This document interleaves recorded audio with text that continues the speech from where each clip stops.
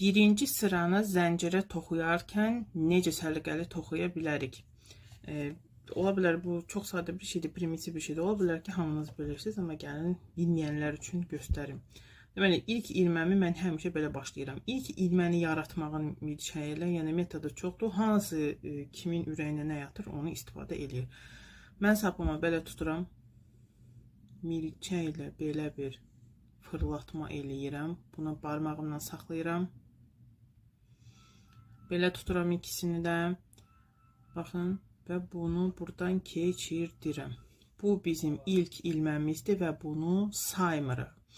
Deməli, ilk ilməni heç vaxt saymırıq və ümumiyyətlə artıq bir qədər toxumuş olsanız belə əşyanızdan hər nə toxuyursunuzsa, milçənin üstündə olan ilməni heç vaxt saymırıq.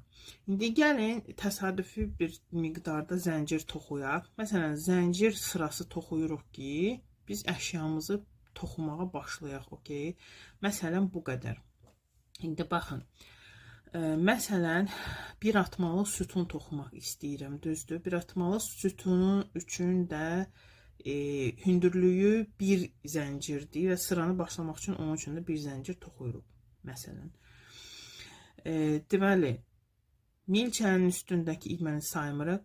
Ondan dərhal sonra gələn ilməni buraxırıq. Sıra başlamaq hündürlüyüdür. Məsələn, zəncir sıra sayılmır. Bu hələ ki təməl bünövrə yaradırıq.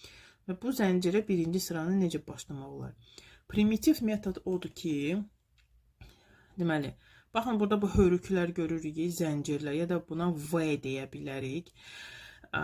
Onun bir yarısına, məsələn, bunu buraxdım növbəti. Bunun bir yarısına belə toxuyaraq sütunlarımızı yerləşdiririk. Düzdür? Buna toxudum. Sonra gedirəm növbəti hörüyün bir yarısına yerləşdirirəm. Və s. Bu şəkildə sıramızı toxuyub gedirik. Burada heç bir qəbahət yoxdur əslində bunu belə eləyirsinizsə. Və yaxud sizin bəlkə də naxışınız, toxuyacağınız əşyanın skemi, planı bunu nəzərdə tutur. Ona görə belə toxuyub davam edə bilərsiniz. Amma belə eləyərkən toxuduğumuz əşyanın aşağısı, baxın, aşağısında belə görüntü yaranır. Bunu da belə çevirək, baxın.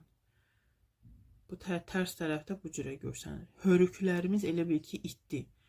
O aşağıda hörüyü saxlamaq üçün istəyirsinizsə, baxın, yeni sıranı toxuduq, bu başda belə gözəl hörüklərimiz əmələ gəldi. İndi bu tərəfdə də həmin hörük